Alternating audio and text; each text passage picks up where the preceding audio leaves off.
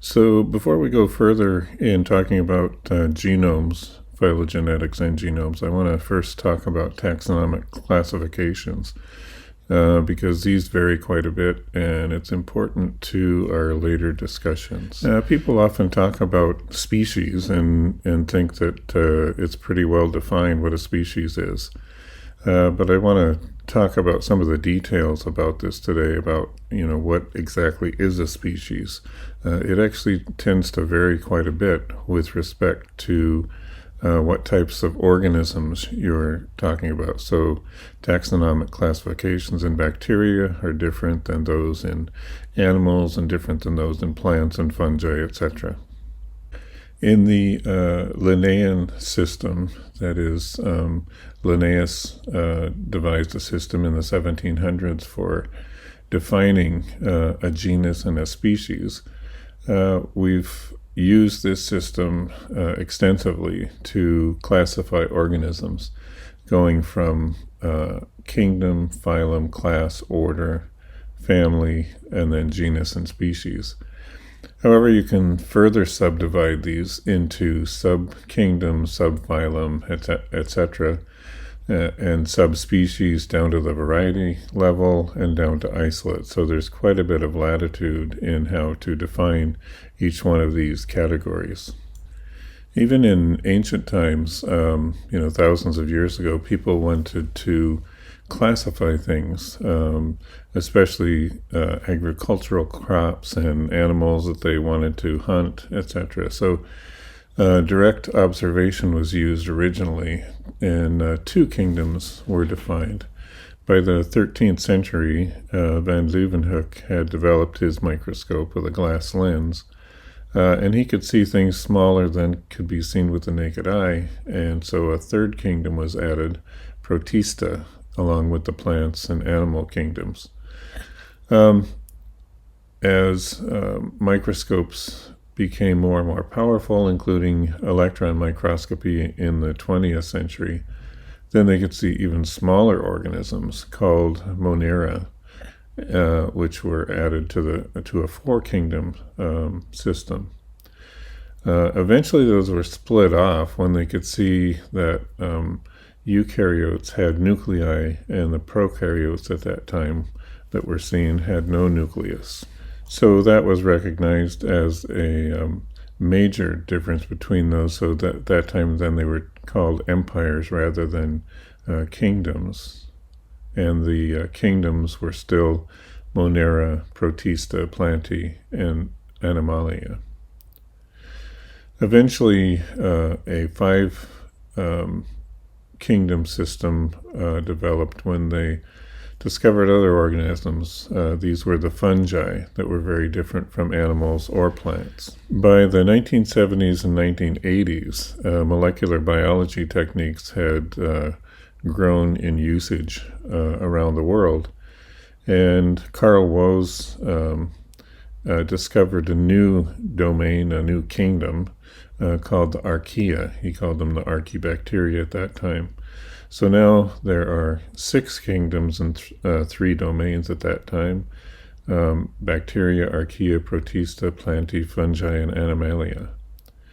And eventually others were added to this, including kingdom Excavata, kingdom Chrome alveolata, which has actually been split now into Stramenopiles and Alveolata, Rhizaria, Archaeplastida, which are the plants, amoebozoans, and Opisthokonta, which includes animals and fungi.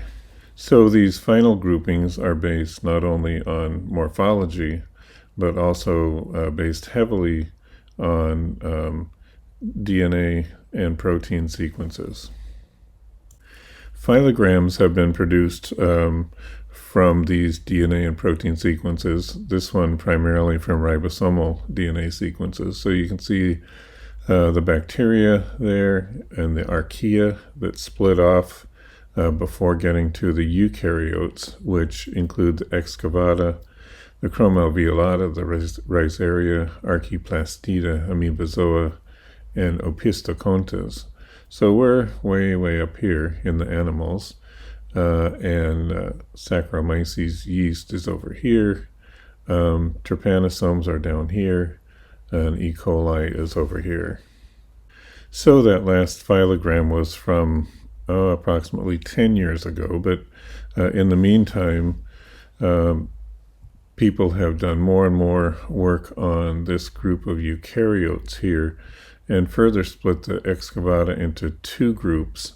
And then this chromalveolate group has been split into stromatophiles and alveolates, as well as these Hecrobians over here and Rhizaria. So there's been more work here, especially with molecular biology techniques, to try to sort out the evolutionary relationships within those groups. Many of them look very similar, and so morphologically it's been difficult to sort those relationships out.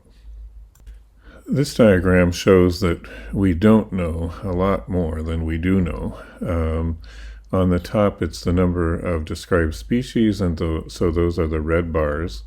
And then on the bottom, the estimated total number of species based on several factors. I won't go into how they actually determine these, but up above in the Coleoptera, the beetles, etc., you can see that over 500,000 species have been described, but there are likely over 3 million species of Coleoptera.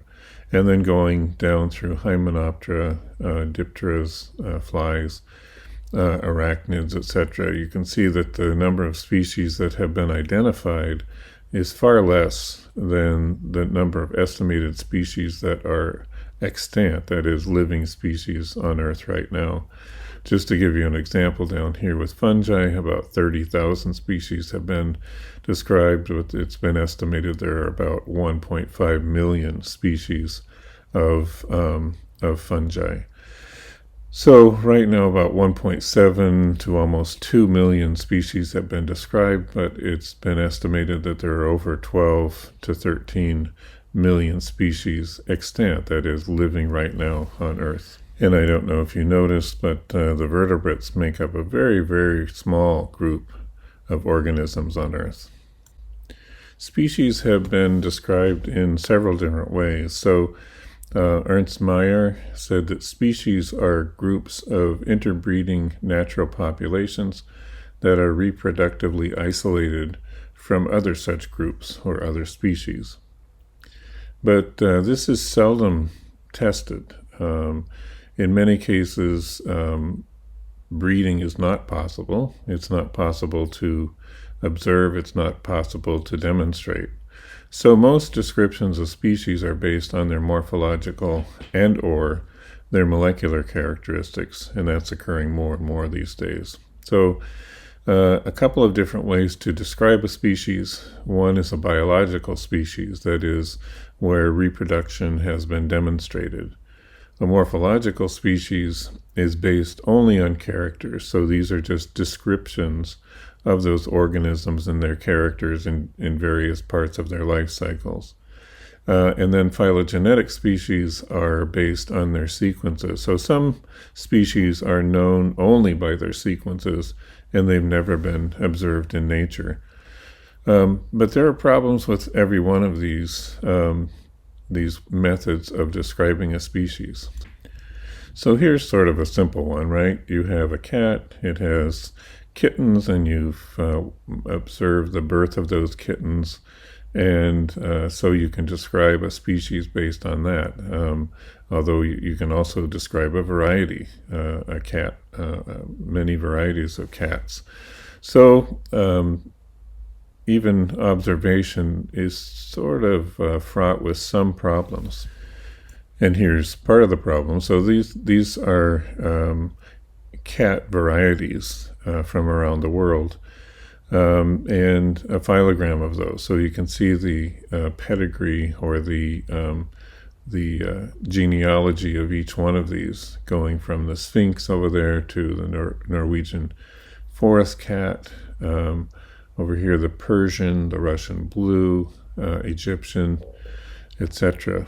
So there are a lot of varieties. So just trying to describe these as species morphologically would be difficult, would be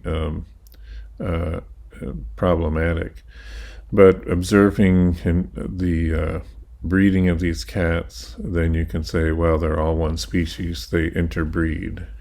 And some cats can be interbred, that is, you can breed with a different species of felis and come out with reproductively capable offspring. So in that case, you have a hybrid. So what's the species in that case?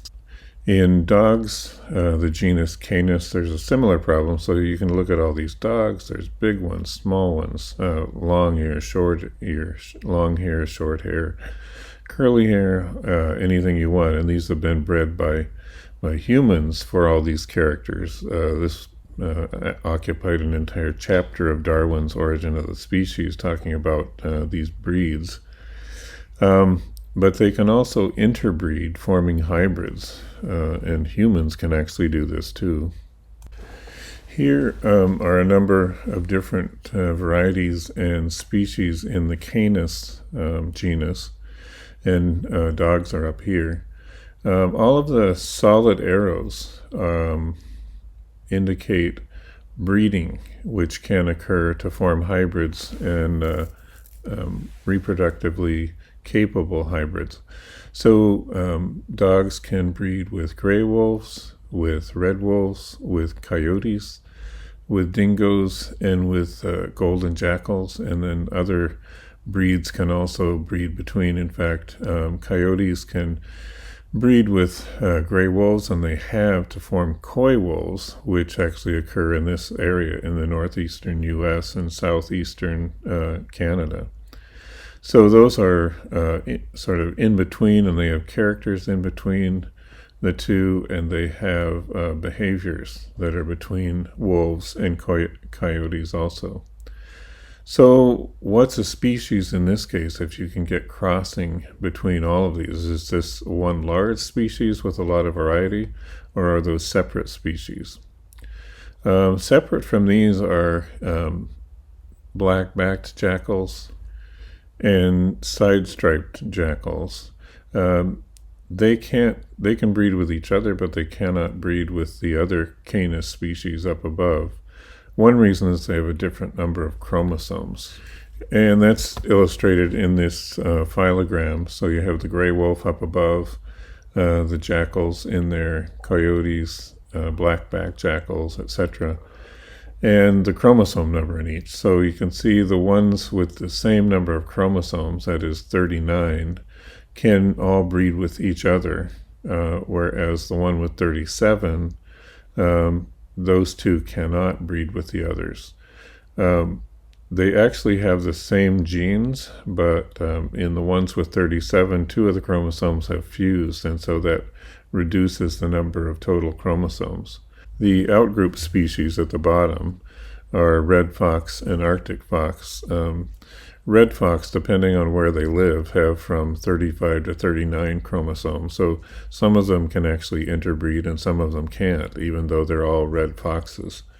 And the Arctic fox has only 25 chromosomes, so it can't interbreed with any of the other species. So a similar case is true for humans. You have quite a bit of morphological variation around the world. So if a Martian or someone came to this planet and described the different humans around the world, he or she might describe them as being different species. And in some ways, they sort of are, in that there have been different hybridization events. Homo sapiens didn't just breed with other Homo sapiens, but they bred with several other different species of Homo over the hundreds of thousands of years that they've existed. This is a map of some of the movements of humans and the hybridization events in humans over the past 200,000 years. So it's clear that Homo sapiens originated from a small population, probably fewer than 100 individuals, in the middle of Africa. But then they started spreading out from there, and they started hybridizing also with other species. So one of the initial hybridization events was here on the western coast of Africa. And then as soon as some groups of humans moved out of Africa into the Arabian Peninsula, they began hybridizing, mating essentially with Neanderthals in the Arabian Peninsula area. And then a group of those humans moved further east into India, and then eventually hybridized with a group called the Denisovians, which were another branch of Neanderthals that were in Central Asia at that time. That group also moved down further, following a land bridge into Malaysia and New Guinea, and eventually into Australia. A little later, a group moved into Europe, and another group moved further east into Asia. There was another hybridization event with Neanderthals in Europe, and then a final migration into North and then South America. So these hybrids are still with us, essentially, so that many in the human population today have up to 4% of their genome that is from the Neanderthal genome. So again, this confuses the picture somewhat of what a species is. That is, modern Homo sapiens consist of groups of people that have actually hybridized with other species and formed viable populations of those hybrids. And so many of those genes still exist in humans. Now, defining species based on morphology becomes problematic also when you have sexual dimorphism. So here's some spiders up here. The male is the small red spider and the female is a large black spider. You have different types of birds having sexual dimorphism. Humans, of course, are sexually dimorphic. Lions, etc. So again, if someone were coming to the Earth for the first time, an alien was coming to the Earth for the first time, would probably describe each one of these, male and female, as different species rather than the same species, unless you could observe reproduction within that group. This sexual dimorphism also occurs in many plants. So holly trees are dioecious, that is, they're separate male and female plants. So the male flowers are on one plant, and they have only anthers and no stigmas and ovaries. And then the females, on the other hand, have no anthers, no pollen, but they form carpels with ovules and ovaries inside of those. So again, if you were to describe these, and most plants are described based on their flowers and other morphological characters, you might identify these or describe them as two different species, unless you could observe reproduction in them. Fungi turn out to be notoriously difficult to identify and study. They often have many forms that they can take depending on the environmental conditions. And also they have an imperfect stage, that is a non-sexual, non-reproductive stage, and a perfect stage when they have a reproductive phase. So this illustrates the point a little bit that there are dimorphic fungi. The top one here, Blastomyces, at 25 degrees will grow one way in hyphae, in a hyphal form, but at 37 degrees, when it infects a human, it will grow as yeast cells. Coccidioides can grow at different temperatures in different forms, depending on whether it's in the soil or whether it's in a human body. Histoplasma also, and the last one down there also have different forms that they'll take depending on whether they're growing in the soil or whether they're growing inside of a human. Opportunistic fungi can have many forms depending on the growth conditions. And there are also some fungi that are called pleomorphic. That is, they have 3 or more different forms that they can take. So sometimes these have been described in the past as different species and only unified into a single species by a later taxonomist who has observed all of those different life stages. Sometimes they have differing and subtle characters. So this is Phylophora rickardsii, and in some cases the phyllids, those long structures where the spores come out of, and these are haploid spores produced just by mitotic divisions. Sometimes they're round and sometimes they're elongated. And in different species of Phylophora, a lot of time the distinction is made based on the length of those phyllids and the length of the conidiophores and the lengths of the conidia in each one of those. So really subtle characters. So usually experts are needed to identify these. And sometimes it's important because some of these are saprobic, that is, they just grow out in the soil.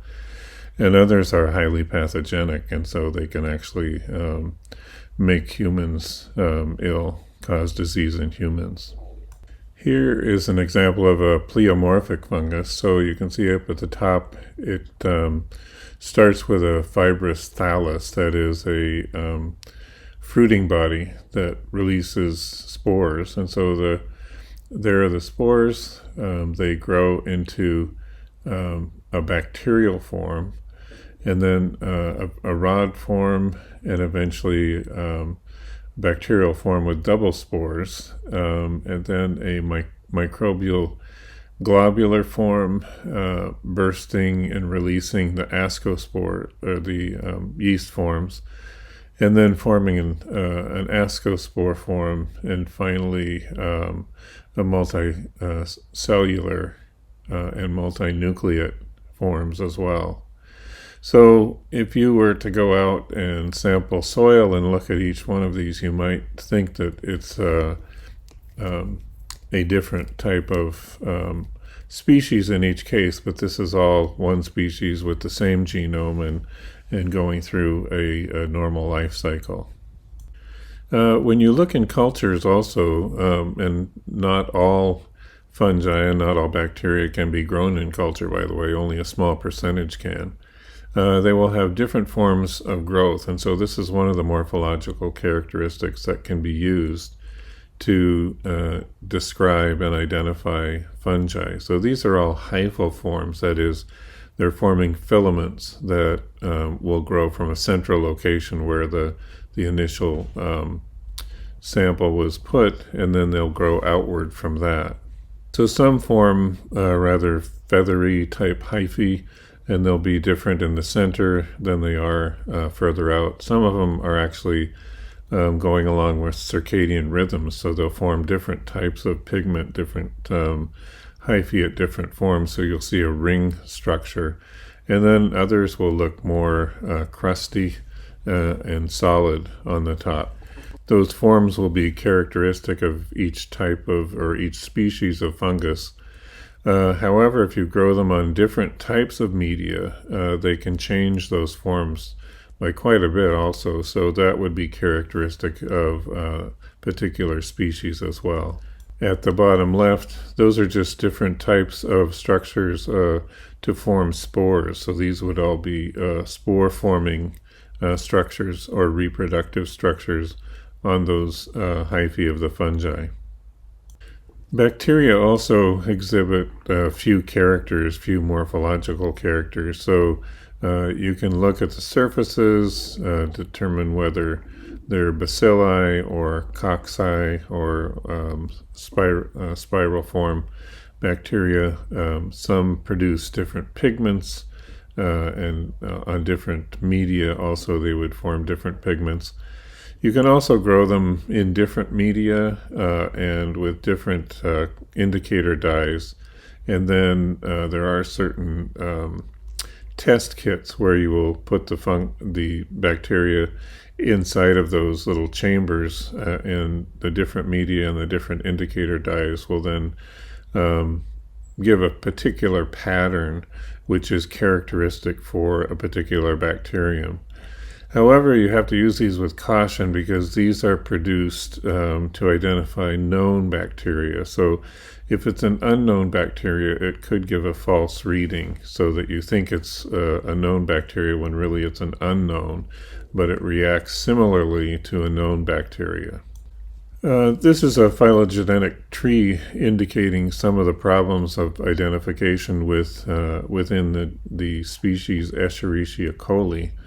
It's related to Shigella, and it's also related to Salmonella, which Salmonella is up at the top.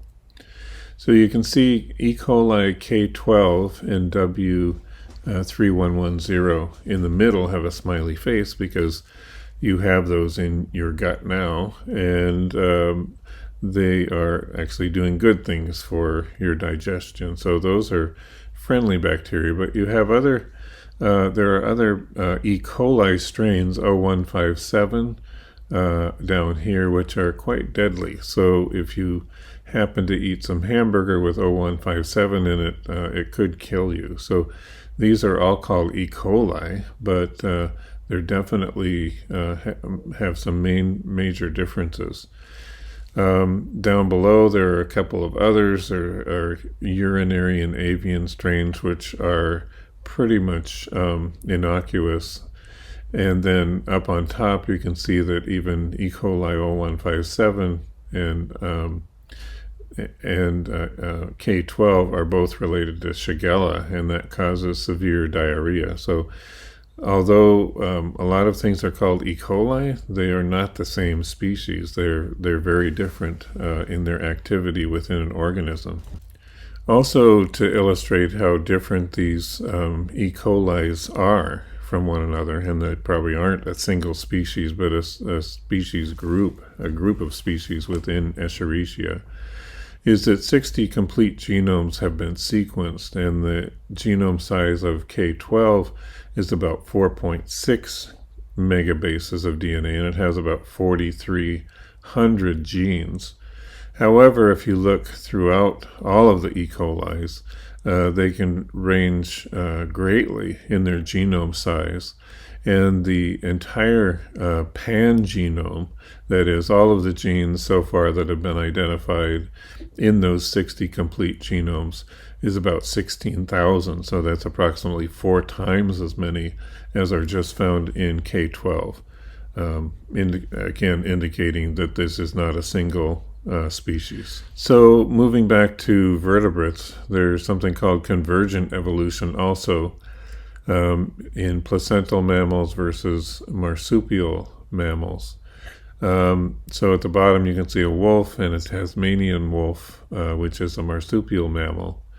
They occupy similar habitats and act similarly, but they've been separated by millions of years of evolution. So you can describe species based on their morphology, but unless you can observe some of their reproduction, you might be confused on exactly what the species is. The mouse there's a mammal mouse and a marsupial mouse, and they both, again, at least superficially, have very similar morphological characters.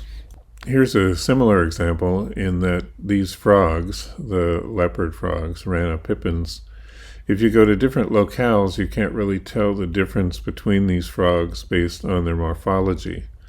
But then if you try to breed them, they cannot breed. So these are what are called cryptic species in that they exhibit many of the same characters or exactly the same characters, but they cannot interbreed. Therefore, it's probably more than a single species. These have been separated for some time and have speciated. Here's an example of a hybridization that leads to parthenogenesis. So in the genus Nematophorus. On the left-hand side, Ineratus, that species breeds true, produces offspring, the same, getting the male and female to mate and having offspring that look the same. Tigress on the right-hand side, the same. You have males and females leading to fertile eggs, and those develop into C. tigris individuals. However, you can breed the two, Ineratus and Tigris, and they do breed out in nature. And you get Neomexicanus. The only thing about Mexicanus, only females are produced. And the females lay eggs that are produced by non-sexual means, that is by parthenogenesis. So they all are clones of the female. So in this case, are these three different species? That is Neomexicanus a species? It was a hybrid, or it is a hybrid, but then it produces more of its kind, that is only females, by parthenogenesis. So can that be called a species or a hybrid, or what would that be called? There are other organisms that produce by parthenogenesis too, including honeybees, Komodo dragons, and aphids. Some of those I've talked about before. Here are a few other examples of organisms that reproduce by parthenogenesis, including the Komodo dragon, which I just mentioned, bonnethead sharks, as well as some other sharks, water fleas, some geckos, certain types of grasshoppers, and other insects as well, mulga trees, and other types of trees as well. Here are the aphids again. I've shown this slide before, where in the summer the only thing that's produced are clones of the females that have been hatched from eggs in the spring. Later, by just in a few cases, males are produced primarily by losing one of the X chromosomes to become haploid in that sex chromosome. Then there's fertilization of the female, who then lays fertile eggs, which are all females having the two X chromosomes. So I've talked about this species before, Cenorhabditis elegans, where there are hermaphrodites and males, and the hermaphrodite can produce both eggs and sperm, fertilizes its own eggs, and then lays those. Most of the eggs are also hermaphrodites, and so those hatch into hermaphrodites. And occasionally one of the X chromosomes is lost, and that becomes a male. The males are produced only about 1/1000th of the time that hermaphrodites are produced. Occasionally there is outcrossing of a male, so it fertilizes the hermaphrodite, and then this then causes some new mixing of genes in those individuals to produce eggs that have a slightly different genotype. Although there are some Cenorhabditis species that appear to have no males and may not have had outcrossing or any males produced for millions of years. So there are those as well. So again, you have some confusion in how reproduction is done, both in plants, in fungi, and in animals. Some bacteria, and this is Wolbachia here, that are symbionts of different arthropods, also can alter the sex ratios that can also confuse species identification and species descriptions. So in every case here, the infected one, that is the parent with the Wolbachia, is in red, and the one that's not infected is in gray. In the species on the left, when you have an infected female who mates with a male, then most of the offspring are infected females or infected hermaphrodites, with only a few males being produced. The next one over causes those organisms only to reproduce by parthenogenesis, and there are no males in that species. The third one over is male killing, where you have an infected female, and when you get mating with the males, all of the males that are produced from that mating die, and only the females with the bacterium, the bacterial symbiont, survive. And finally, in some cases where the female carries the bacterial symbiont and the male does not, all of the progeny, both male and female, are infected with the symbiont. But if the converse cross is made, that is, there's an infected male and a non-infected female, all of the progeny die. So this can really change the sex ratios and alter the description of the species and the identification of those species.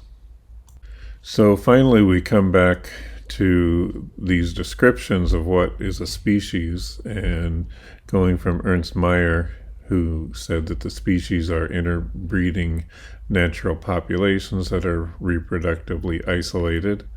There's a little confusion in that. It's tested infrequently and is very time-consuming usually. Most descriptions are based on morphological and molecular characters. These can sometimes be confusing also. So what I've put down at the bottom is species as a convenient human construct that consists of genetically related organisms that can produce offspring. The organisms have a common set of homologous genes and can be identified by such genes. The genes change constantly over time, and thus the species naturally evolves into other related species, or they go extinct. So what I'm trying to say is just it's a convenient construct so that we can talk about different genetically related organisms and make some sense about their genealogy and their evolution. Okay, so that's the end of this part. The next presentation is on phylogenetics, and that's the first part of that. It'll be in 2 parts. Okay, talk to you later.